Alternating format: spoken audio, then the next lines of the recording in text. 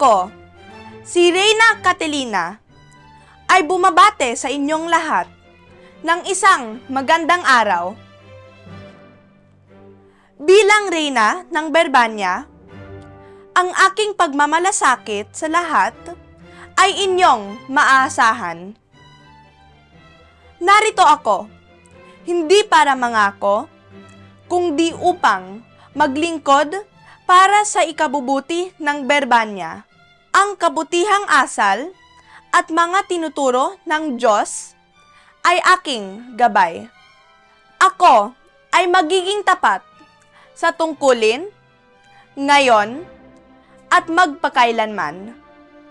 Bilang Reyna, ang aking gagawing programa na makakatulong sa pamayanan ay nakatutok sa edukasyon, pabahay para sa mahirap, trabaho para sa lahat, at para sa agrikultura.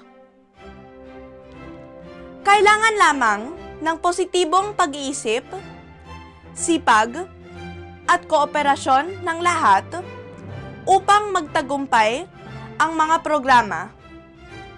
Kaya natin ito. Sa aking termino, bukod sa mga batas laban sa kriminalidad, abuso sa mga bata at kababaihan, at krimen gamit ang teknolohiya o cybercrime, aking ipapanukala ang batas para sa tunay na ekwalidad. Ito ay pagbibigay ng pareho o patas na benepisyo at maayos na pagtrato sa bawat tao, babae man o lalaki, nang walang diskriminasyon. Masasabi na ng lahat ng mga kababaihan na sila ay importanteng babae at hindi basta babae lang. Sa aking pamumuno, ang mga bagay na kailanman na hindi ko gagawin ay ang pagsisinungaling sa bayan, korupsyon at pandaraya, at ang hindi pagtupad sa aking mga programa. Magiging tapat ako sa aking paglilingkod sa inyo at sa bayan. Ako, ang ina ng bayan.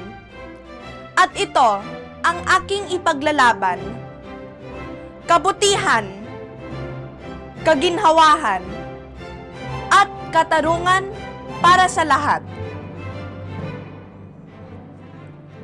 Maraming salamat at magandang araw sa inyo.